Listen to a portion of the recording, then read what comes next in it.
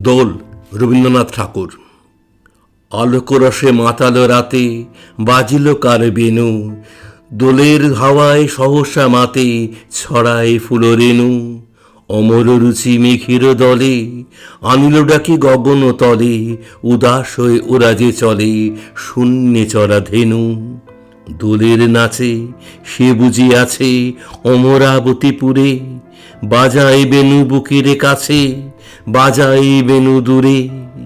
শরম ভয় সকলি তেজে মাধবী তাই আসিল সেজে, সুধায় শুধু বাজায় কেজে মধুর মধুসুরে।